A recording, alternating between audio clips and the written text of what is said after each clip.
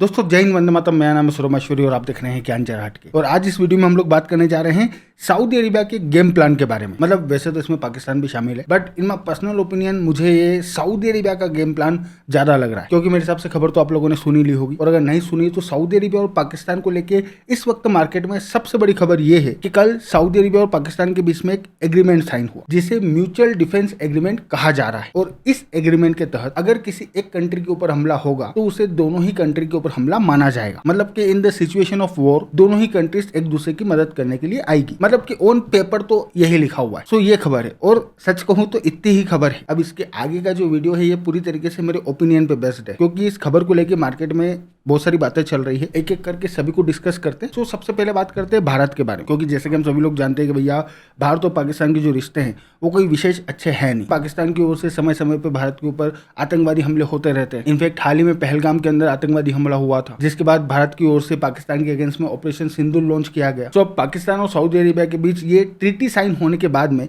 Market में ये बात हो रही है। ये बात हो रही है इन सेंस कि मार्केट में ये सवाल खड़े हो रहे हैं कि भाई कल को अगर पाकिस्तान की ओर से भारत के ऊपर फिर से आतंकवादी हमला होता है, जो 1000% हुआ, हो सकता है कल हो जाए, हो सकता है 1 साल बाद हो, क्योंकि ये लोग सुधरने वाली पार्टी नहीं है। इस वजह से आज नहीं तो कल आतंकवादी हमला होना तय है। और जिस तरीके की पॉलिसी अब भारत सरकार की ओर से अडॉप्ट की गई है, उस नई पॉलिसी के हिसाब से पाकिस्तान की ओर से भारत के ऊपर हुए किसी भी आतंकवादी हमले को अब हम लोग पाकिस्तान की ओर से भारत के ऊपर ऑफिशियल हमला मानेंगे और उसके अकॉर्डिंग ही कार्रवाई करेंगे। तो अगर पाकिस्तान भारत के ऊपर आतंकवादी हमला करता है तो फिर उस सिचुएशन में भारत जवाबी कार्रवाई करेगा, और जब जवाबी कार्रवाई होगी तो ये सवाल यहाँ पे खड़ा होता है कि उस सिचुएशन में सऊदी अरेबिया क्या करेगा। मतलब कि क्या सऊदी अरेबिया अपनी फोर्सेस को पाकिस्तान के सपोर्ट में उतारेगा? तो यहाँ पे इन माई पर्सनल ओपिनियन ये होने के चांसेस ना के बराबर, मतलब क्लोज टू 0 चांसेस हैं। क्योंकि सबसे पहली बात तो जब ये एग्रीमेंट की खबर निकल के मार्केट में आई और जब लोगों ने इस एग्रीमेंट को लेके भारत सरकार से सवाल पूछे, तो भारत सरकार की ओर से इस एग्रीमेंट को लेके ये बात कही गई कि भैया सऊदी अरेबिया और पाकिस्तान के बीच में जो डेवलपमेंट हुआ है इसके बारे में हमें पहले से पता था, और अब जब ये ऑफिशियल हो गया है तो हम इसका एनालिसिस कर रहे हैं और पता करने की कोशिश कर रहे हैं कि इसके इम्प्लीकेशन क्या होंगे। बट ये सेकंड लाइन इतनी मैटर नहीं करती, मैटर करती है फर्स्ट लाइन, जिसमें भारत सरकार बोल रही है कि हम लोगों को इसके बारे में पहले से पता था। अब पहले से पता था तो ऑब्वियसली बात है पाकिस्तान वाले तो नहीं बताएंगे। डेफिनेटली सऊदी अरेबिया ने भारत सरकार को पहले ही इन्फॉर्म कर दिया होगा कि भैया हम लोग पाकिस्तान के साथ में इस तरीके का एग्रीमेंट करने जा रहे हैं, और अगर ये लोग भारत सरकार को पहले इन्फॉर्म कर रहे हैं इसका मतलब साफ है कि सऊदी अरेबिया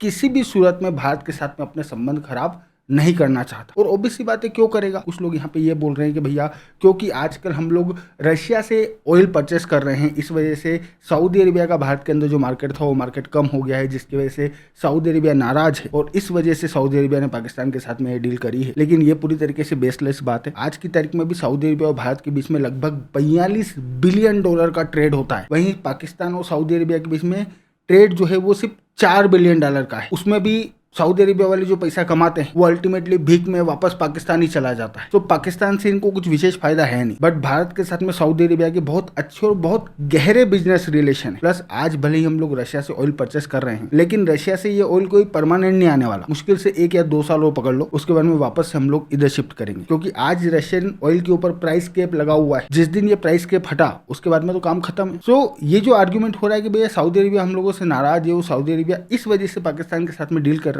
ये पूरी तरीके से बेसलेस आर्गुमेंट है। क्योंकि अगर सऊदी अरेबिया हम लोगों से नाराज है तो भी वो इस नाराजगी के चक्कर में पाकिस्तान के साथ में भारत के अगेंस्ट में इतना बड़ा एग्रीमेंट नहीं करने वाला। प्लस अगर भारत और पाकिस्तान के बीच में कोई कॉन्फ्लिक्ट होता है तो उस सिचुएशन में भी मैक्स टू मैक्स वैसे तो कंडमनेशन भी सऊदी अरेबिया की ओर से नहीं आने वाला, क्योंकि भारत और पाकिस्तान के बीच में फ्यूचर में भी कॉन्फ्लिक्ट सिर्फ उसी सिचुएशन में होगा जब पाकिस्तान की ओर से भारत के ऊपर आतंकवादी हमला किया जाएगा। तो पाकिस्तान की ओर से भारत के ऊपर हुए आतंकवादी हमले के बाद में अगर भारत और पाकिस्तान के बीच में कॉन्फ्लिक्ट उभरता है तो उस सिचुएशन में इस बात के भी बहुत कम चांसेस हैं कि सऊदी अरेबिया पाकिस्तान के पक्ष में कोई स्टेटमेंट जारी करे। तो पाकिस्तान के सपोर्ट में आर्मी उतारना तो बहुत दूर की बात है, सऊदी अरेबिया की ओर से कोई स्टेटमेंट भी नहीं आने वाला। और ये भीख मंगे तो सपनों की दुनिया में जीते हैं। लेकिन आप लोग मुझे एक बात बताओ कि कल को टाटा ग्रुप और अंबानी के घर में पोछा लगाने वाले के बीच में लड़ाई हो जाए तो उस पोछे वाले के चक्कर में अंबानी टाटा के साथ में संबंध खराब करते हुए अपने बच्चों की जान को खतरे में डालेगा क्या? किसी सूरत में नहीं होने वाला। दुनिया रियलिस्टिक सिनेरियो पे चलती है। सपनों की दुनिया में जीने वालों को पूरी जिंदगी भीगी मांगना है ना। अब बात करते हैं सेकंड पॉइंट के बारे में जो चल रहा है इजराइल को लेकर, क्योंकि जैसे कि हम सभी लोग जानते हैं कि हाल ही में इजराइल की ओर से कतर के ऊपर स्ट्राइक की गई, जिसके बाद से पूरा का पूरा जो मिडिल ईस्ट है वो सकते में है। क्योंकि अगर हम लोग कतर की बात करें तो कतर कोई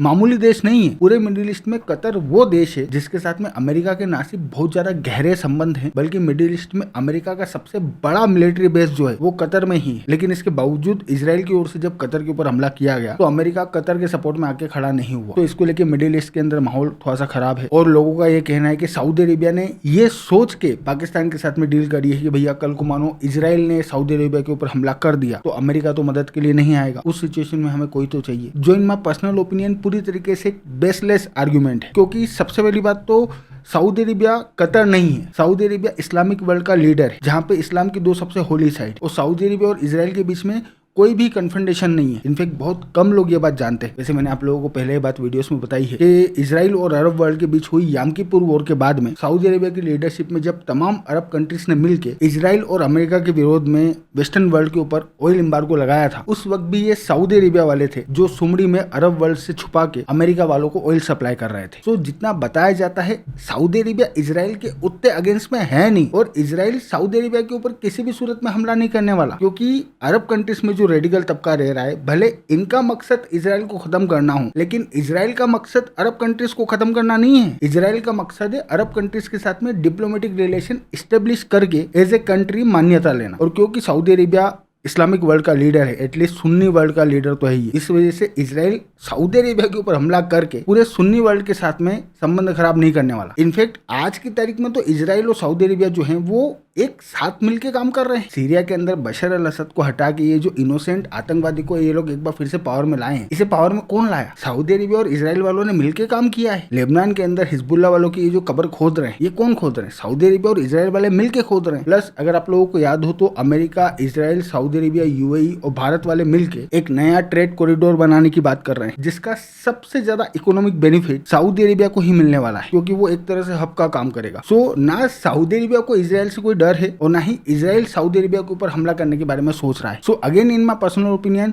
सऊदी अरेबिया और पाकिस्तान के बीच में जो एग्रीमेंट हुआ है ये इजराइल वालों को टारगेट करते हुए भी नहीं हुआ। नाउ आता है तीसरा पॉइंट, यानी कि यमन, क्योंकि हम सभी लोग जानते हैं कि भैया यमन में जो हूती रेबल्स हैं इनके सऊदी अरेबिया के साथ में संबंध कोई विशेष अच्छे है नहीं। इनफैक्ट ये जो ईरान वाले हैं ये लोग यमन में बैठे हुए हूती रेबल्स को सऊदी अरेबिया के अगेंस्ट में प्रॉक्सी के तौर पर यूज कर रहे हैं। इनफैक्ट जब सऊदी अरेबिया के किंग ने मोहम्मद बिन सलमान को सऊदी अरेबिया का क्राउन प्रिंस बनाया था, तो सऊदी अरेबिया का क्राउन प्रिंस बनने के ठीक पहले और बाद में भी यमन में हूती रेबल्स को खत्म करने की जो रिस्पॉन्सिबिलिटी है वो मोहम्मद बिन सलमान को दी गई थी, जिसकी वजह से हम लोगों को यमन के अंदर सऊदी फोर्सेस की बहुत बड़े लेवल पे कार्रवाई भी देखने को मिली। बट उस कार्रवाई में सऊदी फोर्सेस को कोई विशेष सक्सेस नहीं मिल पाई। ये लोग हूती रेबल्स को यमन में खत्म नहीं कर पाए, क्योंकि सऊदी अरेबिया की जो सिक्योरिटी फोर्सेस है वो भले ही हाई वैल्यू और हाई क्लास इक्विपमेंट से लेस है, लेकिन चलाना करना नहीं आता। इनफैक्ट यही वो रीजन है जिसकी वजह से उस वक्त भी सऊदी अरेबिया की ओर से पाकिस्तान वालों को यह बात बोली गई थी कि भैया पाकिस्तान जो है वो अपने सैनिकों को यमन में सऊदी अरेबिया के बिहाफ पे लड़ने के लिए भेजे। बट उस वक्त पाकिस्तानियों ने मना कर दिया, क्योंकि इनको लग रहा था कि इनका काम सऊदी अरेबिया के बिना चल जाएगा। इनफैक्ट उस वक्त तो पूरा का पूरा मूवमेंट चला था पाकिस्तान के अंदर कि भैया पाकिस्तान एक सेल्फ रेस्पेक्टिंग नेशन है, हम लोग किसी के दबाव में नहीं आएंगे, फलाना नहीं करेंगे, ढिमकाना नहीं करेंगे, किसी दूसरे देश के लिए अपनी आर्मी को भाड़े पे नहीं भेजेंगे। इस टाइप की बातें इन लोगों ने करी थी, लेकिन पाकिस्तान की जो इकोनॉमिक सिचुएशन है वो सुधरी नहीं। इनफैक्ट अभी भी पाकिस्तान के अंदर पाकिस्तान का जो विदेशी मुद्रा भंडार है उसमें सिर्फ 14 बिलियन डॉलर रखे, उसमें से भी आधा पैसा तो उधारी का है, जो पाकिस्तान की सिर्फ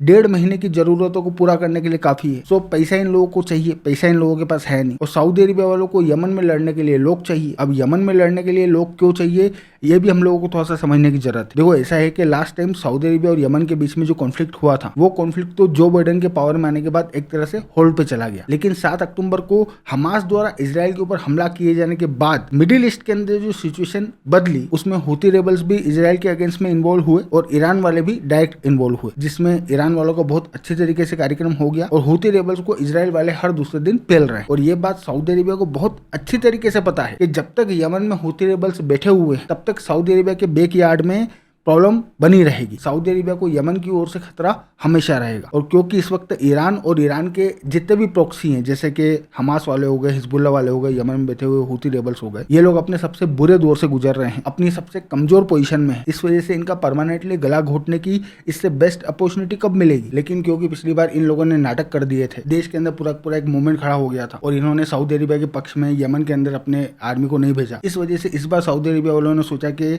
सबसे बेस्ट है अपन लोग एग्रीमेंट कर लेते हैं, एग्रीमेंट में इन्हें बाउंड कर देते हैं। एक बार बाउंडेशन हो गई तो उस एग्रीमेंट की वजह से कॉन्फ्लिक्ट की कंडीशन में इन लोगों को हर हाल में सऊदी अरेबिया के पक्ष में अपने लोगों को जहां सऊदी अरेबिया कहेगा वहां उतारना पड़ेगा। प्लस पाकिस्तानियों के लिए बेनिफिट ये है कि भाई इकोनॉमी तो कोई चल नहीं रही, धंधा कहीं से आ नहीं रहा, तो जो हमेशा वाला सिस्टम है वो सिस्टम इन लोगों ने वापस से लागू कर दिया। बोले तो अपनी आर्मी को भाड़े पे चलाओ, तो आर्मी भाड़े पे चलेगी और सऊदी अरेबिया से पैसा आना चालू हो जाएगा, मतलब कि दोनों का बेनिफिट। अब यहाँ पे सवाल खड़ा होता है कि यमन में बैठे हूथी रेबल्स सऊदी अरेबिया के ऊपर हमला क्यों करेंगे। तो जिस तरीके का इस वक्त सिनारियो है, भले ही हूथी रेबल्स सऊदी अरेबिया के ऊपर हमला ना करें, लेकिन उन्हें कुचलने के लिए सऊदी अरेबिया कुछ न कुछ कार्यक्रम कर सकता है और कोई भी विवाद खड़ा करके कॉन्फ्लिक्ट शुरू किया जा सकता है। वैसे इनमें पर्सनल ओपिनियन, सऊदी अरेबिया को विवाद खड़ा करने की जरूरत भी नहीं पड़ेगी, क्योंकि जिस तरीके की हूथी रेबल्स की हरकतें हैं ये खुद आगे रह के कुछ न कुछ कांड कर देंगे। तो इनमें पर्सनल ओपिनियन, ये जो कुछ भी हो रहा है ये सिर्फ और सिर्फ ये यमन में जो हूथी रेबल्स बैठे हुए हैं इनको नजर में रख के किया जा रहा है। बाकी न इंडिया टारगेट है और ना इजराइल टारगेट है। अच्छा, कुछ लोग यहाँ पे ये भी बोल रहे हैं कि